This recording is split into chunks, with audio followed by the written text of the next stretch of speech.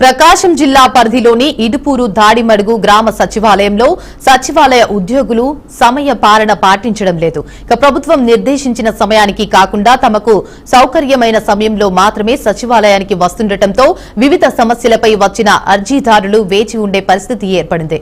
సచివాలయ ఉద్యోగులు జీతభత్యాలు ఇచ్చే రిజిస్టర్లో సైతం సంతకాలు చేసే సమయానికి సరైన విధంగా హాజరు కావడం లేదు.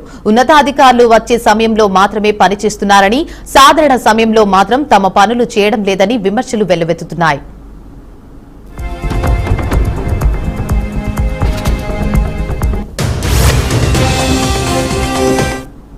పట్టా కోసం అని చెప్పి అర్జీ పెడదామని చెప్పి వచ్చా. ఇంతవరకు రాలే. 10:30, 10:36 ఎవరు రాలేదు సార్. 10 గంటలకు ఇక్కడికి వచ్చింది. పట్టా కోసం స్థలాలు ఇస్తున్నారంటే పెట్టుకుందామని చెప్పి వచ్చా. ఈ రోజే లేను నేను వచ్చింది.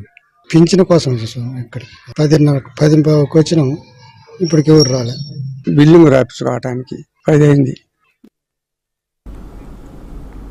1వ తేదీ పెన్షన్ల పంపిణీ అనంతరం అధికారులు సచివాలయంలో రిజిస్టర్లు సంతకాలు కూడా చేయకుండా వీధిలో పనులు నిర్వహించారని, ఆ సమయంలో ఉద్యోగులు బిజీగా ఉన్నట్లు చూపించారని నివేదించబడింది. ఇవాళ ఉదయం 10:40 తర్వాత మాత్రమే వచ్చిన ఉద్యోగులు తమ పేర్లను రాసుకుని సంతకాలు నిర్వహిస్తున్నారు. 10:40 నుంచి ఇక 11 మధ్యలో కేవలం 4 సచివాలయ ఉద్యోగులు హాజరవ్వడం, పల్లెటూరి ప్రజలకు సచివాలయ ఉద్యోగులు అందుబాటులో లేకపోవడంతో పలువురు ప్రజలు సచివాలయం నుంచి తిరిగి వెళ్లిపోతున్నారని స్థానికులు తెలిపారు.